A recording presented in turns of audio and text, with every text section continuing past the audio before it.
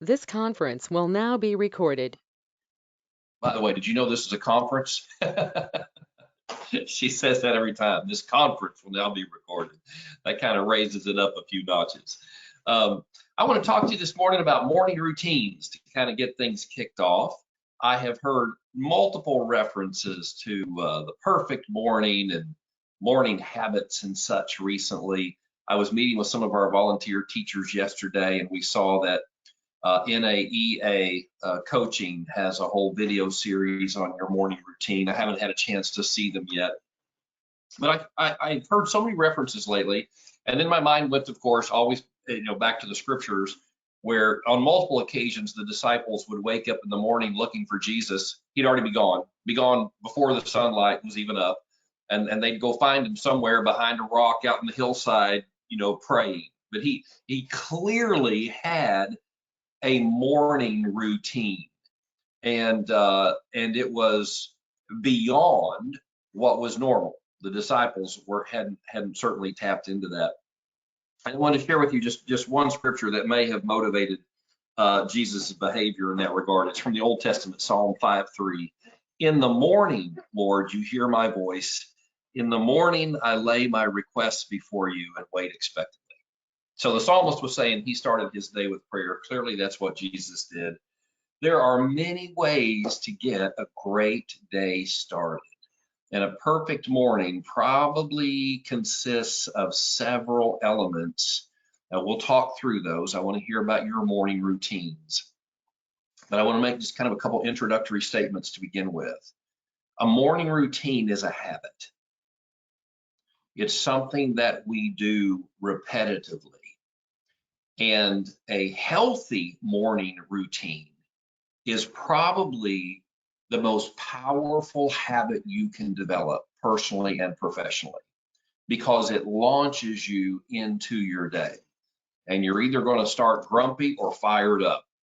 And so I was kind of kidding when I talked about my hot and cold caffeine routine every day, but it is pretty characteristic of me. It is a habit, but there are other things that I do each morning, and I don't say 1,000% consistent every day, but I would say that it is the habit of my life. To get up at 5:30, shower. I'll spend some time in my devotions, reading the Bible and praying, and then I try to do some additional reading. Some kind of educational or inspirational reading. And I've got a little in our new house. We have an extra bedroom that Mary gave to me, so I turned it into my little man cave. One wall is full of books. The other wall is reserved for guns, but I don't have them mounted up there yet. But it's going to be all the things that are most important to me, and including right in the center of that room is my lazy boy chair that we've had for 22 years. And that's where I have my morning routine.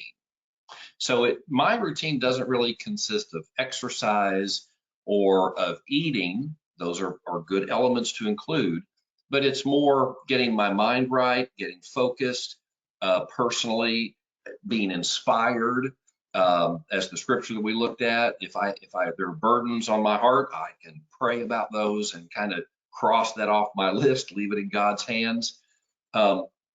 And then professionally, when I get to the office, well, doggone it, you know what? Give me 15 seconds. I'm going to grab something off the copier. I'll be right back. Y'all don't go away.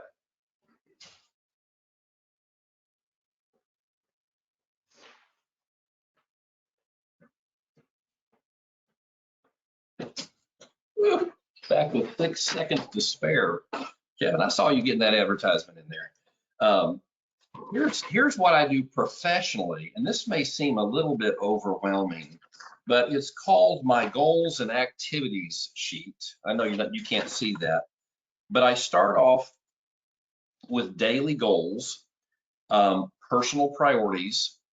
My monthly goals are on here, and then I divide my task list into Abby Team, Jackson Henry, EXP. Those are mostly attraction efforts. Office efforts are just keeping the place running around here, staffing issues, things like that. And then at the end, I have a whole list of just fix up and maintenance projects around the campus here that need to be attended to. Now, this is a 3-page list, and I can assure you I'm not going to get everything done today. But I update this every day. So I come in here, I review what was completed during the day. I'll get rid of that. I'll add any new items that need to be addressed the next day, and make sure that it's good to go. I'll save the old copy, I'll save the new copy, and then print it. So when I come in, like this morning, it's sitting on the copier for me. I don't have to wonder professionally what my day is going to bring.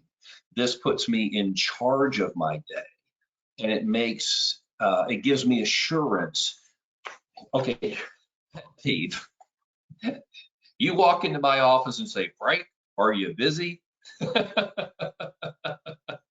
Okay, I'm always doing something, right? Okay, so don't expect to ever come in here and find me twiddling my thumbs. Just, geez, I wonder what's going on when something happened. Or no, trust me. So, but you can be busy and not be productive. So asking me if I'm busy, I don't even know how to answer that question. I am in the midst of activity always, but a more proper question, and I would appreciate this question, step to the door, say, hey, Frank, are you being productive? Now that's a question I like. The activities that you're engaged in, the busyness that you're clearly involved in, is it moving you towards the attainment of your goals? That's a question I would appreciate. Are you being productive? Are you productive, Frank? So there we go. There's kind of my morning routine personally before I leave the house, and then professionally once I arrive at the office. And I have found this routine to serve me well. Now, I already mentioned there's probably a couple big holes in it, and I have been challenged. I heard Coach Burt, if you were at the showcase event, somebody asked him, what time do you get up in the morning? And I can't remember if he said 4 or 4:30, but I remember it started with a 4. And I was challenged by that, because in my current routine, I don't have an extra 30 minutes to go exercise or even to sit down and eat a breakfast. My breakfast consists of a power bar and my hot and cold caffeine. But I've been processing that 4 o'clock, 4:30. But in order to do that, good morning routine starts the night before. Yeah, you're ahead of me, Blythe. You cannot stay up binging Netflix till 10, 10:30, 11 and have a good productive morning habit. So that's part of what I'm struggling with right now. It's why I haven't committed to a 4 or a 4:30, because that's kind of Mary and I's time. I'm gone before she's out of bed in the morning. And so when I get home in the evening, that's kind of our time, and she's a night owl. She's always wanting to stay up, and I don't want to be like, well, sorry, I'm going to bed at 8:30 because I got to get up at 4. So I'm working through that. So let's open the mic. I know, Kevin, you have some thoughts on this. Anybody else? What are some productive morning habits or routines that you have? So yes, I did do a shameless plug while you stepped away, but this book called The Morning Miracle, and this is actually the real estate version, right? So it's by Hal Elrod, but also with Michael Reese and Jay Kinder. So it puts the real estate spin on things, because as realtors, our mornings are special, obviously. So but here you go. He's got an acronym called SAVERS, SAVERS. Your morning routine needs to have a little bit of each of those 5 or 6 things.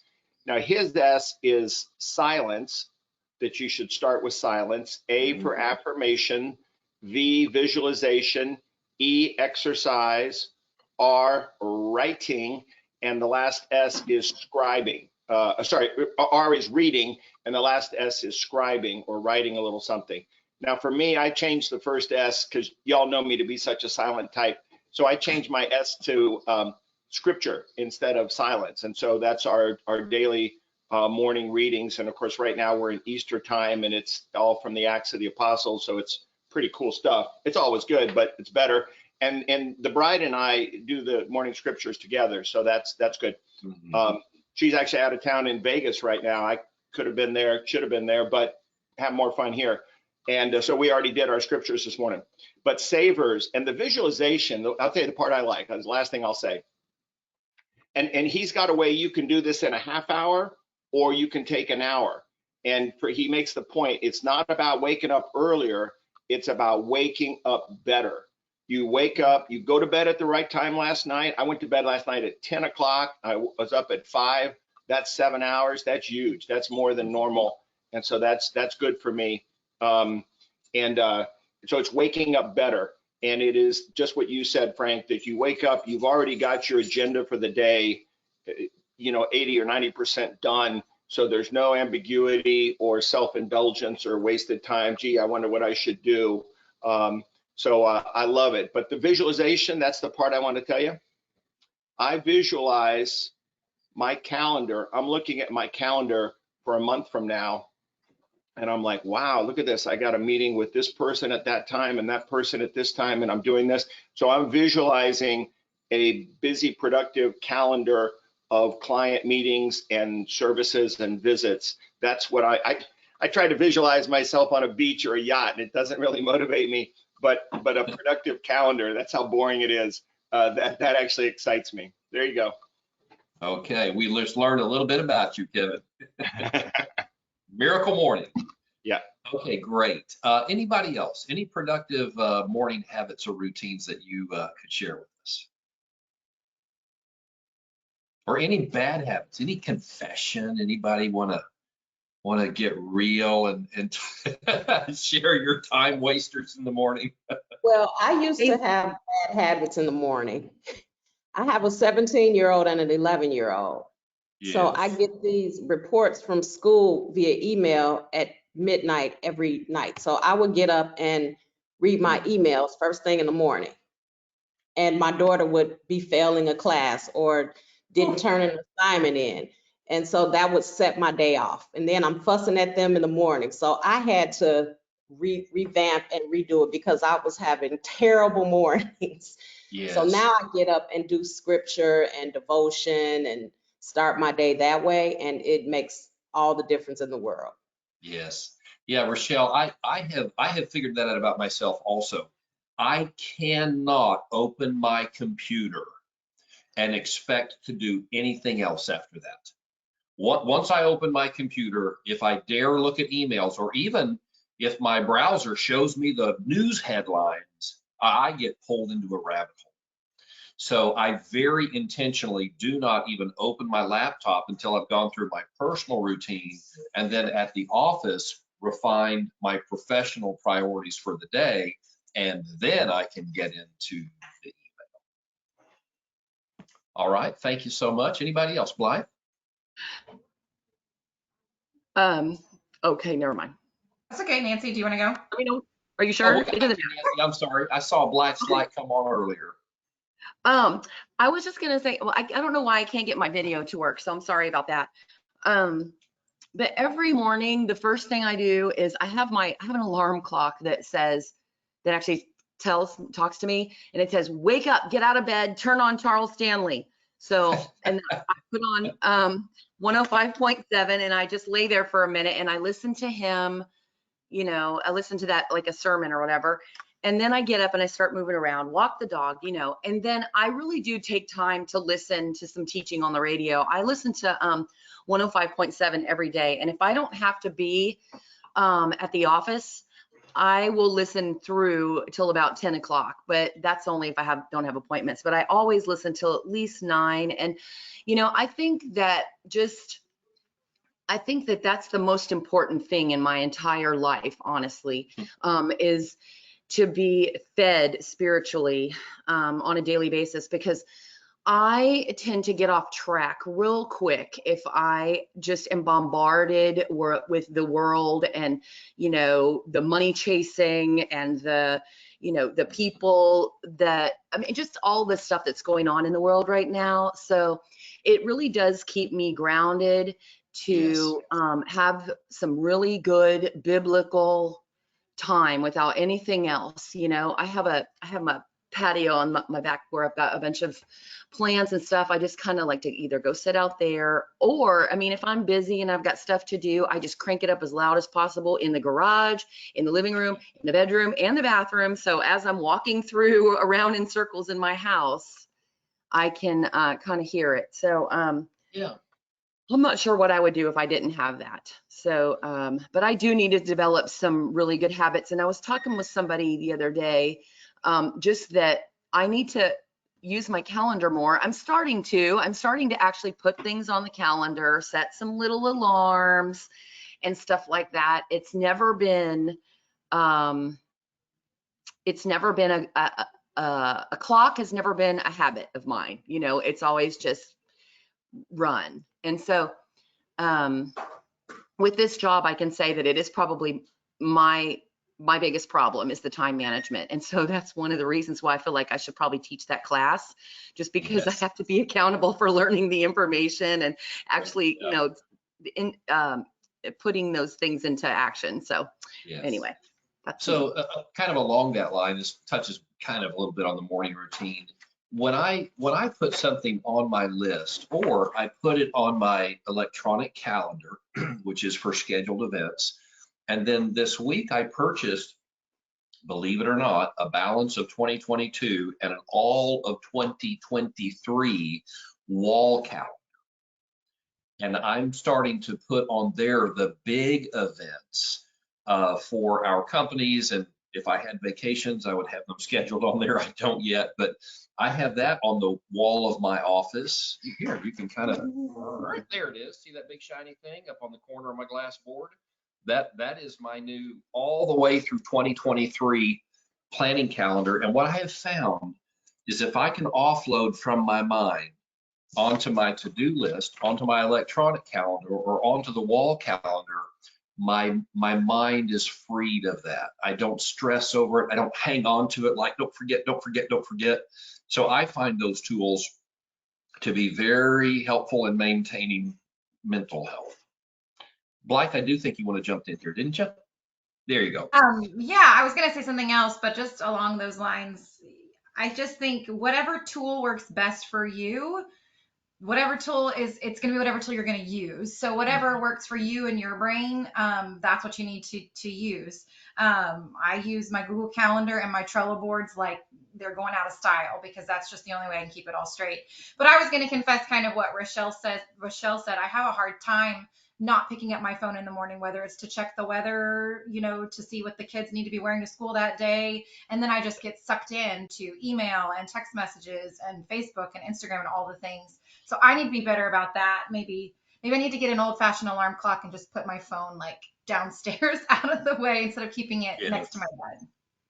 You know, and Mary got me something recently, which I thought it was a gimmick, but I have really started enjoying it. And it is a bedside clock that shines the time on the ceiling. I've never had one of those before. We just got it a few days ago. I have the same thing. I have the same thing. I love it.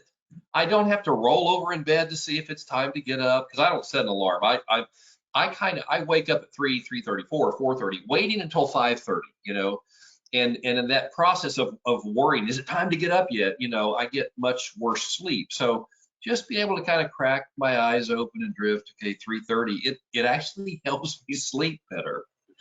It's so interesting that you say that, Frank, because I use it the exact same way, because I wake up at 3 o'clock or 2:59 every morning.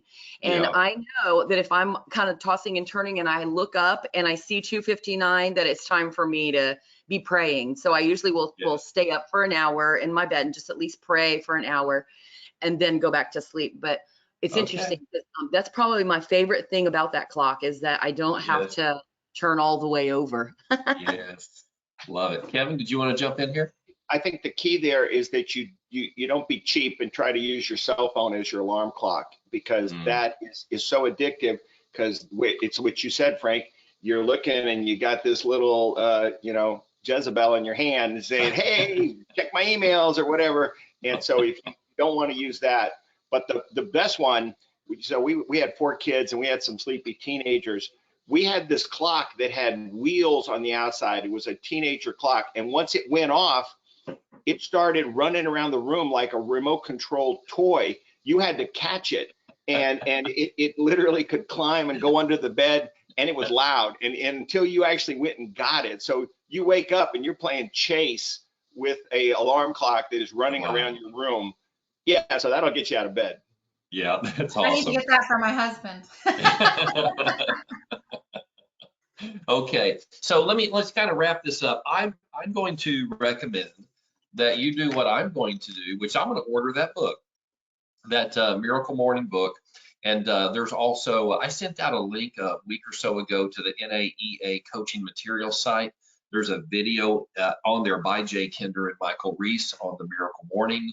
And I haven't watched that yet, but I'm going to pay more close attention to this because I feel like even though I'm in a good place with my morning routines, I feel like I've established these habits strong enough, I can probably layer on something else that would be helpful. And that might be as simple as a morning walk to get myself physically moving, or maybe eat something a little bit healthier than just a peanut breakfast bar and a cup of coffee. So anyways, I'm gonna expose myself to some new materials. All right, so let's go ahead and turn the page here. This is that 1 hour every week where you know where to find me for sure. I slow down, I stop, I give you my full attention, as well as the brain trust that we have assembled here. What's going on in your business? What questions do you have? Contract questions, lead gen questions, anything at all? Blythe? I have a question. Well, first of all, I want to say thank you for suggesting that I use Bob's way of doing the tax protest stuff. That worked. Uh-huh. So it was a lot more work, but it worked. So that was great because I was afraid I was going to have to tell my friends, like, sorry.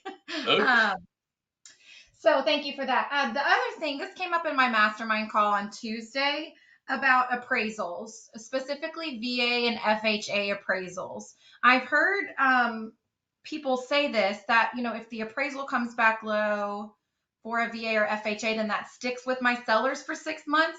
Explain that to me, please. Yeah, so what that means is that's on record.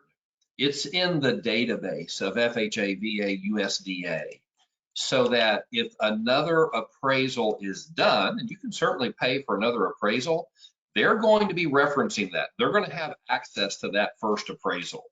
And you can bet that one appraiser does not want to differentiate significantly from a former appraisal. So that's what I mean. You can pay for different appraisals on a conventional, and they don't even know that there was another appraisal. Okay, but it is a matter of record on the government-backed loans. Gotcha. Thank you so much. Okay, you're welcome. Yeah, it's rarely worth challenging a government-backed loan appraisal. Probably just a waste of money. Okay, yes, Kevin? I have a buyer. Our bid was second, setting a backup offer. The client has now said, hey, let's focus on that neighborhood and try to come to homes that are not on the market. And I'm saying, okay, this A is doable. I did it once. B, it's not fast. And C, we got to really nail down the neighborhood and whatnot. But the question now is, if I was going to approach them, I certainly can do a remind, zone the neighborhood, get a postcard out to them, different things. Hey, I got a buyer. Here's their picture, yada, yada. Everything I've learned from the greatness that is on the call here. But the question is, should I ask them to split those costs with me? Because we could easily spend $1,000 on postcards over the next month or so, or marketing and whatnot. And my inclination is to say, let's do 50-50. I want them to have some skin in the game. Otherwise, they'll say, carte blanche. So thoughts on how you would do that if a buyer says, I want neighborhood X and there's not enough homes on the market, how would you go about serving that buyer? I'd love your wisdom. Yeah, so I'm going to just jump in on the money part of it. Kevin, I have always been uncomfortable asking my clients to pay for things. And then I'm shocked when I hear that Jay Kinder gets 8% listings. You know, it's just, or, you know, or $895 transaction fees on everything. And I'm just like, am I an idiot or something? I mean, I just, I have never asked my clients to pay for anything, but I don't know that that is a model that I would ask you to replicate. And I would love to hear from the others. What do you think about this suggestion that he asked his buyers to cover half that cost? Anybody? Could you not also get one of your vendor partners to help you split as well, just to get the cost down even more? And then you could ask your buyer, you know, I've already got this other vendor partner coming in with me. You know, would you be willing to come to the table with the remainder or whatever? Yeah, great suggestion. Oh, your mic's And off. I certainly wouldn't, I could tell them, hey, we'll settle up at closing, you know, so maybe like what Blythe is saying, we could do thirds if I had a vendor on there and say, you may have an expense and it'll just be a small thing at closing. You won't even see it till then. Along with the, what was it, $895? Teresa, did you want to get in on this? Teresa Alexander, I see you've got your Yes. mic on. Okay, go ahead. I have a question. Can you hear me? Can Yes, you hear we me? can hear you. Yes, ma'am. Okay. I have a question for anyone. Do you know, and if so, how can we transfer an Op-City client to someone else in the office? Oh, okay. Anybody have any peculiar knowledge of that? So Teresa, under which brokerage was that client created? EXP. Okay. Then, so there's somebody at EXP who is identified as the Op-City contact person. You know, at Abbey Realty, that was me. And I had a dashboard where I could go in and do that kind of stuff, move things around, see everything that was going on with all of our agents. Somebody at EXP is that person, and they could probably get that done. I wouldn't know what to do other than just go into EXP World, walk up to the information desk and ask that question. And I suspect they would, if they didn't know the answer, they would find it out for you. Okay. All right. Well, I'll put it in the EXP work group. Yes. I usually get pretty fast answers when I pose a question there. Teresa, that's a better idea than what I suggested. And my EXP partners are always telling me to lean more on workplace than what I have been doing. And I've been trying to do that. But that's a great reminder. I have been told, and I tested this recently, that if you want to get a hold of anybody in particular in the EXP organization, you private message them through Workplace. I tested that last week with Jason Guessing, the CEO, and it took him about 48 hours and he answered me. He responded. He did not have the answer to my question. Took him about another 3 days and I got the answer. It was a very technical, obscure kind of question. So yes, let's lean on Workplace. That's great. And by the way, if you've not been there, the way that I go is I just log into EXP Enterprise and then I just scroll all the way to the bottom and there's a Workplace. I think you can even create a shortcut to go straight there. Does anybody else have a better way to get there to Workplace? But just quick and easy, kind of like a Facebook link? Yeah, I have it set up on mine as a what is it? Just along my taskbar. Yeah, so you have a shortcut. Yeah. Mm-hmm. Okay, perfect. Rochelle, do you want to jump in here? Not about this issue. If I can go to another question, are we done with that? Yeah, go ahead. Okay, so I listened to the Prime Street presentation on, I think it was Monday. Yes. And I don't know, Frank, maybe you could like calm me down a little bit. I'm interested in it, but something is intimidating about the Johnny on the spot and you got to be there when they call, and that makes me a little bit nervous. So maybe I'm nervous for no reason, but I'm definitely interested in doing it other than with that piece of. They're not going to come to your house and put toilet paper in your trees. Okay, so don't worry about that. The consequences of failure here are fairly minimal. Okay, but keep in mind they stressed that you have the ability to pause leads. So if you're not in a place that you can respond quickly, just hit pause. That you're not available within. You can schedule the hours and the times when you are available to receive leads. And you can do that proactively. If you know that just repetitively at a certain day, certain time, you're not available, you can block that out. But even in a season when you typically are available, you can hit pause if you get on a phone conversation or you're with a client and can't respond. And by doing that, they don't hold it against you. You're only held accountable for your response times when you are on duty. And you choose when you're on duty. And Does that then help? once you get them on the phone, you just do your normal communication, what are you looking for, all of that, your questions and. Yeah, so they're going to do a warm handoff. They're going to say, well, hello, Miss Evans, you know, this is Mr. Smith. He's looking for a 4-bedroom in Spring. His budget's $115,000. And you know, they're going to do a warm introduction. And then you just go into your realtor mode. You know, first of all, establish rapport. You know, they're human beings, you know, to express your delight to work with them and say, I understand you're looking for a 4-bedroom in Spring. Have you done any looking so far? Have you seen anything online you're interested in? You know, just start going through your normal curiosity routine to extract the information you need to serve them. Okay. Okay. Yeah, don't be too scared by it. They're just people.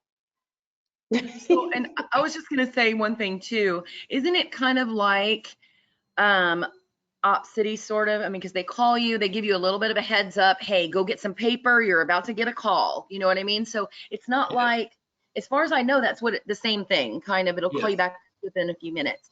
I mean, with Op City, they called you back immediately. So when I Yes. saw, I mean, as soon as I got the call, I'm grabbing a pen and just, Yes. and it, you know, and you develop a little method of, you know, writing down exactly what they're looking for. I ended up getting a notebook with a client on each page, and it just made it super easy to, you know, because you don't have, if you don't answer the phone, I don't know. I mean, it's not like this where you get the call and you're waiting around for 10 minutes. I mean, they're going to call you real quick. So If they call you, they have the client on the line, and the client has said they want to speak to a realtor. So yes, if you answer and you say you're available, it's going to be clicking within a matter of seconds. Okay. All right. Annie Blanco, what's going on? Oh, yes, Kevin. One question. I have a neighbor, mom's house is in Florida, want to sell mom's house. What's the best way for me to find a suitable realtor in the Florida area and negotiate a referral agreement with them, get it signed, and then hand over the stuff? What's the boom, boom, boom on that one? Well, I'm going to have to go back to what we talked about a moment ago in workplace. There's different groups in workplace. You know, there's the Abby team, there's Texas, there's also, there's probably, I'll bet you there is a Florida group. If not, you could just post in the national group if you don't have access to the Florida group, and just mention what you're looking for. And I would say what you're offering. You know, I'm asking for a 25% referral fee or whatever it is. And then, okay, Ashley, there's an EXP referral network group. Is that available through Workplace, Ashley, or how do you access that? Yes, so on the mentor program training I was doing, it just lets you know that everyone should be on the EXP referral network group. And I guess it's like national, so you can just post what you need, where you want, where you're looking for, and I'm sure several people will comment that Yeah, I'm sure. they're available. You put Great. Florida on there, they're going to pounce. Yes, pounce. Okay. I would also mention the, are you part of the Honey Badger Facebook group, Yeah, Kevin? that's a good one too. That's Yeah. a great one to post in as well. Do you want to hear the supreme irony of this? Please. we've had real estate in the family forever. My dad used to sell Florida real estate, and this is a community that he sold those lots when they were brand new. And through serendipity, this could be a lot. I grew up in the Far East, and my dad was selling these lots to guys that were literally in Vietnam. They had checks, they couldn't spend their money. He said, you need to buy a lot in Florida. Some of these lots, the lots go for $1 million down in Marco. This is a different called Spring Hill. And praise God, wouldn't that be just, Yes. oh, that's so Supreme cool. irony. There you go. Yes. Dad So, would be proud. so I have some news along that line. Just yesterday, Jackson Henry Mortgage got approved to offer mortgages in Florida. So there you go, Kevin. You need to offer this referral with the requirement that they use Jackson Henry as their lender. How about that? But we did that. We have a new loan officer who does a lot of business in Florida and Pennsylvania and New Jersey. So we've been getting licensed all over the country. Yeah, if you know somebody in Florida needs a loan, please think about us. So I have a quick question about a piece of land. A friend of mine asked me yesterday to sell this piece of land for her. It's in Livingston. She said that it'll probably go for like maybe 20,000 or something. So is that something, she asked me what the fee would be. And I mean, right off the top of my head, I'm thinking, of course, 6%, right? Would that be right? 3%? Yeah. I mean, how does that work with lands? I don't have any idea. So on these lower priced properties, you typically don't want to do a percentage, but you want to do a flat fee. If you did 6% on a 20,000 and you got paid $3, that's a couple $100.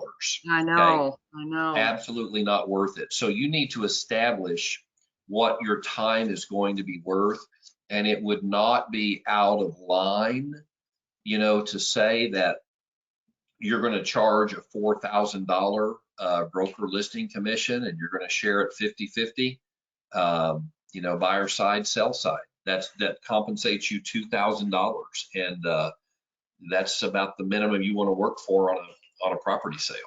So, but you decide that, but normally it's going to be a flat rate on a low price property like that. Goodness. And okay, so next question. How do you ask your friend, yeah, I need $2,000 for that? I don't know. I don't know how to do that. Yeah, well, you can always blame it on your broker. Feel free, you can always just, my broker said, that I need to charge a minimum of $2,000 on each side. Just blame somebody else, and that way you're not the bad guy. Okay. Okay. Love to play that role. Annie, yes, your turn. Good morning. Nancy, I would check the price of that property because land is going very high right now. So just do your own research just to be sure. But Yeah, anyways, it's hard to imagine anything would be that cheap these days, but yes, yeah. look into it. So I looked into Scott from Printforce, and I asked him about the wealth chart as a group, Yes. to Yes. get several copies. He can do it. They would be laminated in case anybody hasn't ordered theirs yet.